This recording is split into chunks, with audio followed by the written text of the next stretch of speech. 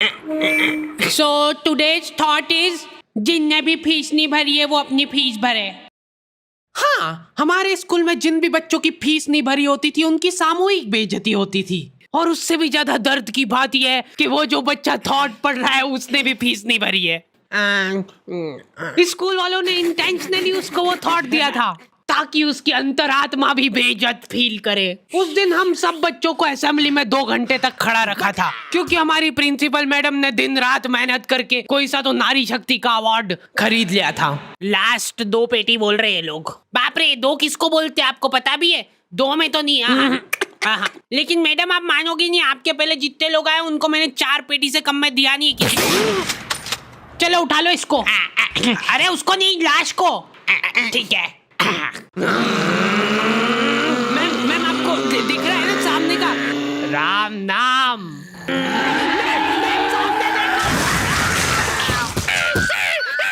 उस दिन हमारे स्कूल में अवार्ड के सेलिब्रेशन के लिए अलग तैयारियां चल रही थी। तो और मतलब पढ़ाई लिखाई कैसी चल रही है अपने फिर? हैं कुछ हेल्प वगैरह लगेगी क्या? अरे मैम का स्केच। हाँ, हार्डी को बोला तो था। मैं स्कूल में स्केचेस का धंधा करता था, 100 रुपए प्रति स्केच और लड़कियों का फ्री में। मैंने एक बार चमेली का स्केच बनाया था। उसने बनाने का बोला नहीं था, मैं खुद से बना के ले गया था। वो देख के वो एकदम इम्प्रेस हो गई और उसने जाके अपने बंदे को दिखा दिया। ये देखो हार्डी ने बनाया, कितना अच्छा बनाया यार, हूबहू लग रही हूँ मैं एकदम। उसका बंदा राजेश और उसके साथ 2-4 लौंडे लपाड़े और। बहुत स्केच बनाना आ रहे थे को आजकल, हमारा भी बना दे कभी। अरे भाई पर हुआ क्या?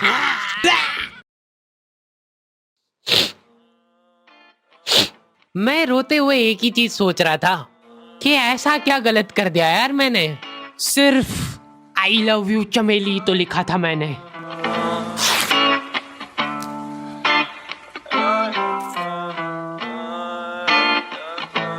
नाम तेरा है ही क्या मुझको तो खबर नहीं, गलतियां ये सारी उन रातों की है। जिंदगी तो चल रही मैं मगर थमा हुआ, शायरी ये सारी मेरी बातों की है। नाम तेरा है ही क्या मुझको तो खबर नहीं, गलतियां ये सारी उन रातों की है। जिंदगी तो चल रही मैं मगर थमा हुआ, शायरी ये सारी मेरी बातों की है। ये क्या बना के लाए हो? मिट्टू लग रहा है एकदम। निकलो। ड्राइंग वाली मैडम ने मेरे को प्रिंसिपल मैडम का स्केच बनाने का बोला था और मैं अपनी जिंदगी का सबसे वाहियात स्केच बना के ले गया क्योंकि फ्री में बनवा रहे थे मेरे से। मैम अब फ्री में तो ऐसा ही मिले। असेंबली ग्राउंड में सारे कैदियों को हाइट वाइज खड़ा करा जाता था और जो भी बच्चा प्रेयर के बीच में आंखें खोलता था या हिलाडुली करता था, पसीना पोंछ रहा था वो बेचारा। प्रेयर खत्म होने के बाद हमारे आसपास लाशें पड़ी होती थी। असेंबली से क्लास तक का फासला बहुत कठिन होता था कुछ बच्चों के लिए। ओए रोक इधर, तेल क्यों नहीं डाला? सर वो मेरे घर पे जो कोई भी तेल लगा के नहीं आता था उसको घसीट के काल कोठरी में फेंक देते थे लोग और वहीं पे 25 लीटर वाली सोयाबीन तेल की केन उसके ऊपर ढोल देते थे। सर मैं कल डाल के। बेचारे बच्चे फिर भी जैसे तैसे अपने क्लासरूम तक पहुंच रहे हैं और वहां पे टीचर के आते पता ही नहीं है। उनकी अलग मीटिंगें चल रही है ऑफिस में। अच्छा चलो बताओ कि अपन इन बच्चों को और किस तरीके से लूट सकते हैं। मेरे पास एक आइडिया है। देखो अपन क्या है कि एक प्रोजेक्टर लगवाते हैं एक ही क्लास में। कैदियों को क्लास में कोई संभालने वाला नहीं होता है तो ये अपने जंगली पने पे उतर ही आते हैं। मैं कह रहा हूँ लोहे की स्केल से बेंचे रगड़ रहे हैं, मिस्त्री फेल हो जाए इनके सामने, ऐसा फिनिशिंग वाला काम करते थे। लेकिन इनके जंगली पने यहीं पे खत्म नहीं हो रहे। 2 लौंडे उठे और उन्होंने उनकी बेंच उठा के खिड़की से बाहर फेंक दी। अब उनको देख के बाकी बच्चे भी क्लास का सारा सामान उठा के खिड़की से बाहर फेंक रहे। और क्यों कर रहे हैं ये सब वो इनको खुद को नहीं पता है। मैम शायद बाहर छोड़ो, इधर ध्यान दो ना आप। तो अपन ये जो प्रोजेक्टर लगवाएंगे इसको अपन नाम देंगे स्मार्ट क्लास और उसकी अपन लेंगे अलग से फीस। ठीक है, पर कभी किसी बच्चे ने नहीं दी तो? अरे भूषण जी, फीस पेरेंट्स देते हैं, बच्चे नहीं। 1 हफ्ते में 1 पीरियड लगता था स्मार्ट क्लास का, जो बच्चों को स्मार्ट बनाने के लिए काफी था। पॉपकॉर्न लाया था ना तू आज? खोल टिफिन। मूवी चलेगी अभी मूवी। ये लोग ऐसे बैठे कि अभी लड़की आके मुजरा करेगी इनके सामने। जिन भी बच्चों ने वो एक्स्ट्रा फीस नहीं भरी होती थी उनको वो 1 पीरियड के लिए क्लास के बाहर जाना पड़ता था। ये सब हरकतों में ही 10-15 मिनट निकल जाते थे। उसके बाद टीचर आके जैसे ही प्रोजेक्टर चालू कर रही है उसकी आधी स्क्रीन जने का सीलिंग पे ही चढ़ रही है। तो अब उस स्क्रीन को फिक्स करने के लिए एक एक्सपर्ट आदमी को बुलाया जाता है। हाँ सही सोच रहे हो। भूसाड़ा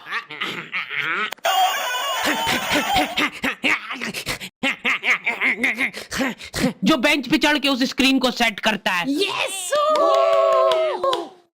और जैसे ही प्रोजेक्टर चालू होता था पीरियड ही ओवर हो जाता था। और जो गरीब बच्चे बाहर खड़े थे उनमें से गलती से एक ने क्लासरूम में झांक लिया। क्या देखा तूने? है क्या देखा? मैम कुछ नहीं, बस एक लाइट जलती हुई दिख रही थी मेरे को। 10 रुपए लगेंगे तूने जो 1 सेकंड देखा है उसके। ये सुविधा के कारण हमारे स्कूल के बच्चे इतना स्मार्ट बन गए थे ना। एक बार एक बच्चे को गुस्सा आया तो वो प्रोजेक्टर की डिस्प्ले केबल उखाड़ के ले गया घर। और अफसोस उस दिन के बाद कोई भी बच्चा स्मार्ट नहीं बन पाया। मैम जल्दी चलो ऊपर एक केस हो गया। हमारे स्कूल में आए दिन कुछ न कुछ केस होते रहते थे, लेकिन ये केस थोड़ा पेचीदा था। हमारी क्लास के किसी बच्चे ने लव लेटर लिखा था चमेली को और वो लग गया टीचर के हाथ। तो ये अब केस बन चुका है पूरे स्कूल का। सारे टीचर लोग अपने काम धाम छोड़ के उस मुजरिम को पकड़ने में लग गए। जो टीचर लीव लेके छुट्टी मनाने गए थे वो आधे रास्ते से पलट के आ गए थे। ये सर आ गए। बेटा सही सही बता दो किसने लिखा है। अब ये 10-15 टीचर लोग आपस में डिस्कशन कर रहे हैं। सर आपने लिखा है तो बता दो, अपन बात दबा देंगे। फिर इन्होंने एक और एक्सपर्ट टीचर को बुलाया।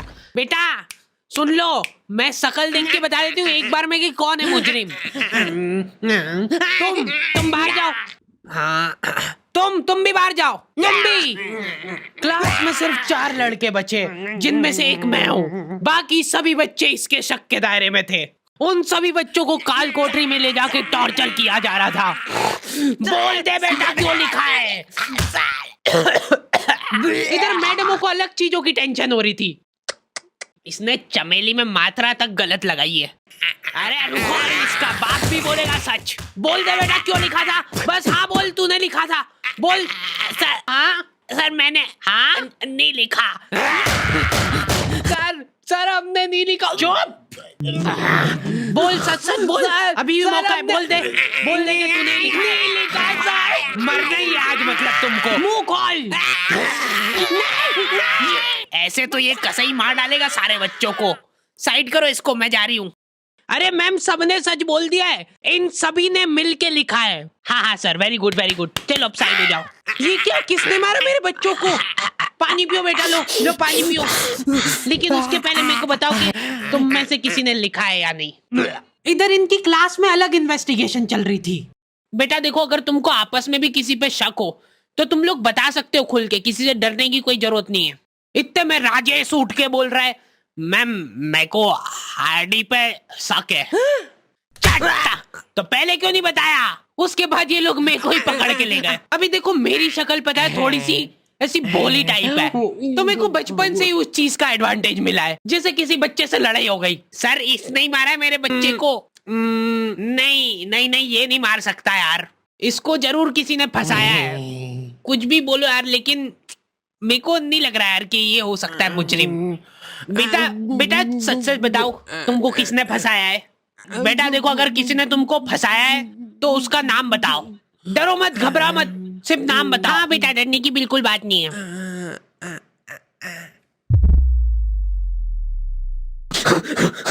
राजेश कौन है? सर मैं।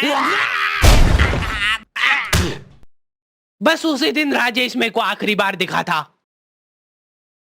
लेकिन वो लव लेटर किसने लिखा था वो आज तक रहस्य ही है। तू लगे सामने खड़ी है तू, लगता जैसे अपने आप से लगी, खुली किताब जैसे मेरी प्यारी चमेली। नाम तेरा है क्या मुझको तो खबर नहीं, गलतियां ये सारी। ओके, तो दी एंड हो चुका है। और आई नो वीडियो बहुत लेट है, क्योंकि हमारे पास काम करने वाले लड़के लड़कियों की कमी है, इसलिए वी आर हायरिंग। तो अगर तुम में से कोई भी इंटरेस्टेड है और हमारे काम में कहीं भी कंट्रीब्यूट कर सकता है तो तुम अप्लाई कर सकते हो। सारी डिटेल्स तुम लोगों को डिस्क्रिप्शन वगैरह में मिल जाएगी। और प्लीज कोई भी ऐसे मेल्स मत भेजना जिसको पढ़ के हमारा वीडियो बनाने से मन ही उड़ जाए। मिलते हैं नेक्स्ट वीडियो में। नाम के तेरे मुझको तो खबर नहीं, मैं देखता ही जा रहा हूँ। मुझको तो सबर नहीं, कबर में ही लेके जा रहा सारी बातें तेरी। बादल रहते चुप, अब वो रहे बरस नहीं, तरसते मेरे ख्वाब।